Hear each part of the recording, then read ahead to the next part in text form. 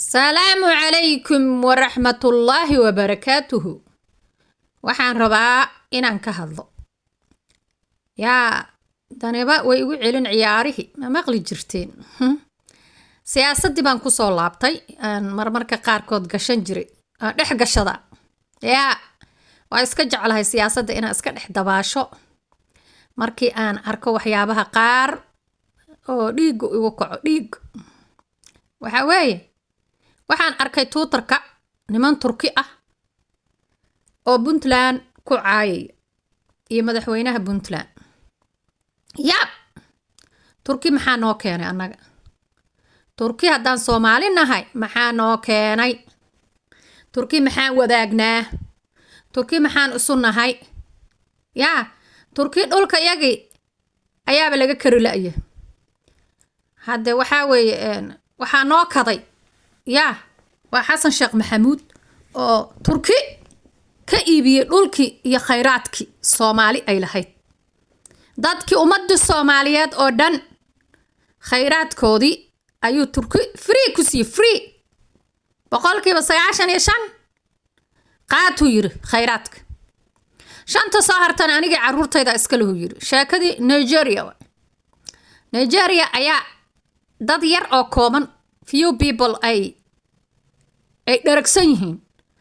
inta kale oo dhan ay beerka dhulka ku hayaan oo waxbana ayn haysan oo gaajo yihiin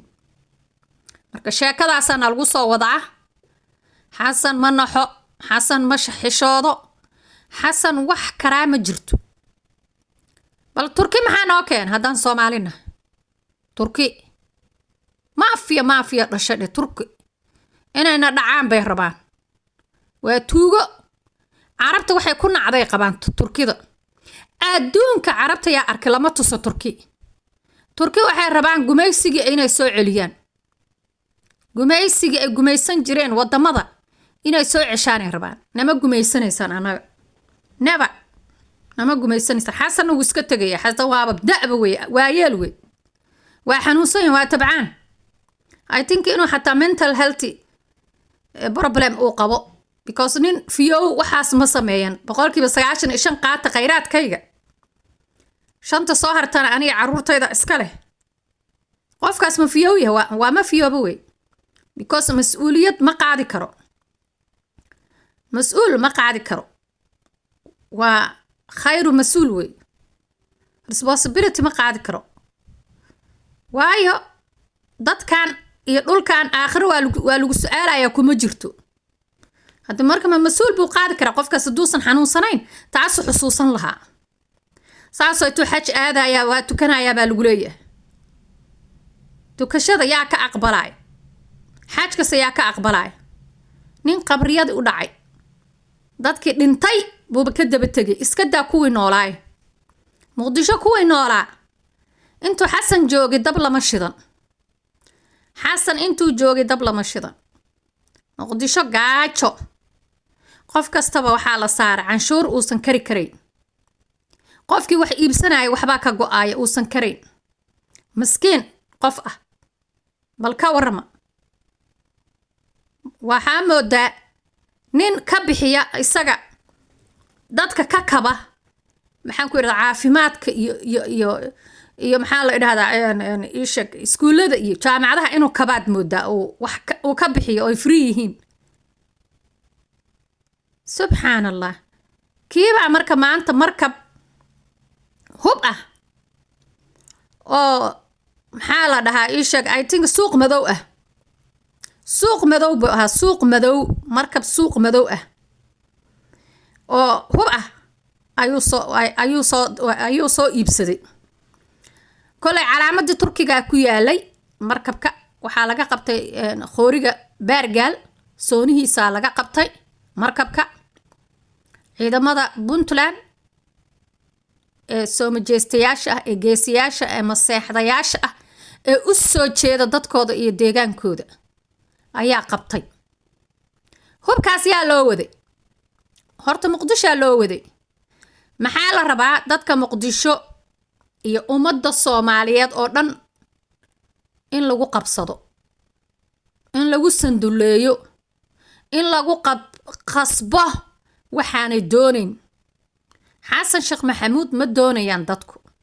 ma rabaan inta rabtana waa inta ma aragta ka agluflufata wey oo luflufka dan mooday war lufluf nothing wey nothing lufluf waxaa weeye dalkaaga ka muhiimsan weligaa ma lufluf baad daba taagnaanaysaan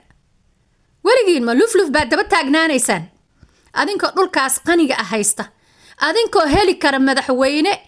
khayraadkiina intuu idiin soo saaro ama idiin iibgeeyo ama idin shaqo geliya sida Ibrahim Traore ya wiilka yar ee la hollin waayo hadeer uu qaraarka hayo qaraar bahay BBC ba qaraar cadaanki waa qaraarsan yihiin markuu ka eryaday dhulkiisa markii oo maxaan ku iraahdaa u diiday wixiisi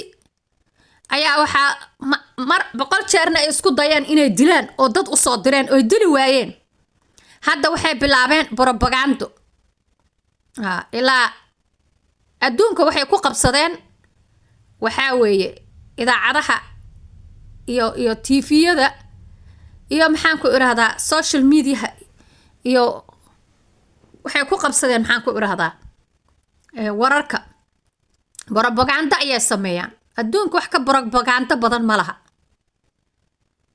Ibrahim Traore wuxuu dalkiisa u taray waa la ogyahay waana la arkaa barqa xalaal baa la qasha waa aragnaa marka aan u soo noqdo xasan sheekh maxamuud muxuu noo qabtay wey xasan sheekh maxamuud basla walaa banuuna wax uu noo qabtay ma jiraan waluusan xabadna u qaban Soomaali wuu yimi isagaa wax guranay ma dhargo xasan ma dhargay u baxshan dadku ma xishaado ilaah kama baqo alla ka baq kuma jiro saas u guranaya dalki saas isaga iyo haruuriisi iyo kulli hadda maal dawad waa baxa waa maqnaa ilmihiisi u tagay iyo ilmo awooyaal iyo u yahay oo ku raaxaysanay dalka dabadiis ka warrama asagana dalkii ayuu joogaa dalkii ayuu cunaya raqaya marka wuxuu u taray Soomaali ma jirtee Soomaaliye waxa xun ee luflufka ah yaa cadka quureed cadka gunnimo inta qaadan lahaydeen axsan nin wanaagsan oo idin qabiil ku dooranin oo idin lacag aan bixinin oo lacag lagu keenin oo dawladaha shisheeye cadowga noo ah Imaaraad iyo Turki iyo Qatar iyo Sacuudi iyo balaayo aanay noo keenin reer galbeed oo anaga dhexdeena iska soo xulano aan doorano oo dhalinyaro ah maskax gabowday looma baahno sida ninkan hadda socon laaba oo aan islaayahay mental health problem qaba because khayr mas'uul baway xilba ma saarna adaaba sheegays dadkaas ooyaya dadkaas xamar ka cabaadaya dadkaas dhiban uu boosaska iyo dhulalka uu ka xoogaayo guryahaas uu jijabinaayo dhulkaas uu gadanayo dadka uu canshuuraha maxay saarayo dadka uu ganjeelooyinka kala baxayo waxaas oo dhan xil kama basaarnaba shidan tiisa u dhooban tiisa ku wata tiisu wata marka ninkaas yaan la isku halayn haddana hubkan wuxuu u soo waday waxa weeye in uu Soomaali ku qabsado inuu Soomaali ku sanduleeyo inuu Soomaali waxaan doonayn ku qasbo in uu maxaan ku iraahdaa ishaq ciidamo calooshiida u shaqaysayaal ah intuu u dhiibo uu maxaan ku iraahdaa xoog uu dalka ku qabsado bismillah ma cimri baa u haray cimri uma haran meel mu iska fariisto waxaa maqli jiray dhergawaalan dhashaana ka dar isaga waaba dhergayba waaba ka darayba marka waxaa weeye hubkaas ilaahay baa gacanta u gashay Puntland way u baahnayd xaq iyo saami ay ku lahayd maxaan ku iraahdaa dawladda xasan sheekh maxamuud uu hogaamiyo ayaa ilaahay meel dhow ka siiyay ilaahay soo ma joogo waka halkaas xeebtoodiba u yimiba markab soconaya oo hub ah waa hubkay ku difaacan lahaayeen ajaanibta iyo cadowga isu soo bahaysta ee qaarad kasta ka kala yimi ee maxaan ku idhaahdaa maafiya caalami ah ayay dagaal kula jiraan oo dhulkooda kusoo duulay oo dhulkooda kusoo xadgudbay ninkii ka dhiidhiyi lahaa ninkii garabka ku siin lahaa ninkii maxaan ku idhahdaa hubka siin lahaa ninkii dhaqaalaha siin lahaa ninkii maxaan ku idhahdaa isha meesha maba joogo waa ka maqan yahay waxaad moodaaba xasan sheekh maxamuud in uu laba jiraba inuu la jiro cadowgaa soo duulay baabad moodaaba cadowga soo duulayba wuxuu ka necab yahay puntland waa loo jeedaa marka puntland ha ka fiirsato mar kasta walaqwalaqda ha joojiso nin kasta oo maxaan ku idhahdaa xamar fariista ay u walaqwalaqlayso berri wuxuu ka waraabiyaa dhibaato ayagu ku soo jeestaa nin kasta ay soo dhoweeyaan nin kasta ay roog cas u dhigaan nin kasta ay durbaano u tumaan nin kasta ay qorraxda u istaagaan nin kasta ubaxya caleemo qoyan ay ku soo dhoweeyaan fardo iyo adduun siiyaan ayagu ku soo jeesta u dambayn the last ayagu ku soo jeesta hadda puntland ninkan xasana markii la doortay labada joor base u soo dhoweeyeen ilaah unbaa ogaa meesha ugu horreysa uu tagayna way ahayd puntland si sharaf leh baan loogu soo dhoweeyey laakiin maxaa ka dambeeyay markuu dhaqaaqu sii jeesto xamar tago buuba isbedelaba kursiga ma ku fariistay nabaday kumaba yaqaanaba daaqaduu kaa dallacanaya bye bye adaaba sheegaysidba wanaagii loo sameeyey waaba iloobaya gadaal buu ka tuuraya yaa wax abaal guda rag baa la arkay sootii lagu mahmaahi jiray sanadkan waxaas ma jiraan wax abaal guda dumar baa la arkay baa u bedelay aniga rag abaal gudaaya anigu ma arag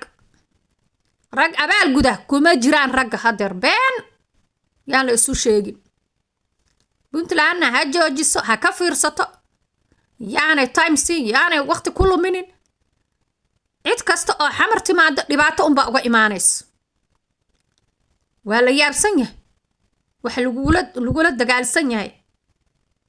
wax lala yaabo wey wax lala yaabo dhulkaas nabadda ah nabadda haysta hadda qulqulatooyin ayuu ka abuuray nin firdhiya la dhaho ayuu maxaan ku idhaahdaa ka haysta oo jiitay oo watay oo uu u soo diray kii maxaan ku idhaahdaa ishak lahelowgi xamse lahelow ayuu ka haystay ayaa ka haystay intuu u soo diray gabigiisaba isagoo bedelan ayaa la keenay ninkii firdhiye ahaa firdhiya muxuu bilaabay in lagu garaaco dadkii walaalihii ahaa ee dhulka la xoreeyey ee maxaan ku idhaahdaa hiil iyo hoo dhiig iyo dheecaan iyo wax walba u huray in lagu garaaco ayaa uu bilaabay nin isagana gobolka sanaag u dhashay oo cabdirashiid jabriil la yiraahdo oo reer UK ah reer London ah ahaan jiray nin madax ka ahaa puntland oo isagana waxaanu aragnay la soo basbaaseeyey oo xasan dabada uu ka wato oo rabay dadkiisa iyo deegaankiisa inuu dab gasho oo dadkiisa laayo bal ka war qof ay lacag siisanaya wax yar siisanaya dadkiisa iyo deegaankiisa dad siisanaya dad ma aha jira ma aha waxaas waa ceeb waa wax laga fiican yahay wax laga fiican yahay wey talo iyo waxaa la isku leeyahay wanaag iyo in la isaga yimaado wax kasta oo dhibaato oo dhaca in la wada fariisto in laga wada hadlo sidaasuu ahaa dhaqanka reer puntland reer sanaag iyo reer soolba laakiin docfaruur ayaa bilowday docfaruurna ma soconaayo marka waxaan leeyahay hubkaas hambalyo saamigii aad soomaali kula haydeen dowladda dhexe kula haydeen gobol Soomaaliya ka tirsanaatiin gobollo Soomaaliya ka tirsan ayaad hesheen ilaahay meel dhow idin ka siiyay hambalyo yaan la siinin wala imaaraat hadduu yimaado walaa qatar hadday timaado walaa sacuudi hadduu yimaado walaa turki hadduu yimaado yaan la siin. adduunka haddeer sharci ka socda oo shaqaynaya ma jiro, waad ogtihiin adduunkii waad u jeedaan reer falastiin waxa ku dhacay, waad u jeedaan xadgudubyada eeraan lagu sameynaaye, waad u jeedaan waxa socdo. marka yaa laysuma joojinaye adduunkan cidna ha u joojinina, ha baqina, haysta hubkiina. xasan hubka mudug ayuu u soo wadaa la sheegay, dad waxaa la dhahay gadu u waday, dadna waxaa la leeyahay mudug inuu dab gashuu rabay, sanaagna sidaas iyadana lagu soo gasho hubka iyo sool, puntlandna lagu dumiyo. xasan wax kale uma socdo, hadalkii uu yiri inuu ka dhabeeyo rabaa uu ka rumeeyo, hadalkii ahaa yaa xasuusta Soomaalidu waa umul waxba ma xasuustaan, yaa xasuusta hadalkii ahaa yaa xilliga uu cusbaabuuba yiriba waxba ma joogin miya ma garanayo. wuxuu yiri 24 sano ay jirtaa Puntland, 24 saac gudaheeda ku dumaysa. ilaahay ma oran afkaaga Allah ku celiyo ee dhaan reer xamarka marka reer bariguna waxay dhaan cuqdaada alla kuugu celi. yaa xasan oo cuqdaada alla kuugu celi, saa ilaahay waa kuugu cishay. Puntland rag iyo rabbi bay leedahay, dad maskax u saaxiiba iyo caqli bay leedahay, odayaal sharaf badan ayay leedahay Puntland, dad dhulkooda jecel bay leedahay Puntland. sidaas kuma baaba'ayso. waxaan yaryaraad wadatidna oo iska dhamaanayaan. waxaan ma aragtay qulqulatadan yar iyo dadkan yareed wadato, waxaan waa iska dhamaanayaan. baaqiga hari baaqiguna waa Puntland. insha Allah bidmillaah kariim, hubkiina haysta, idinkaa ladiin soo watay, ku difaaca dhulkiina, buurahaas kaga saara cadowga soo galay ajaanibta ah. waxaa weeye waan salaamayaa, intaasan ka hadlaayay. salaamu calaykum waraxmatullaahi wabarakaatu.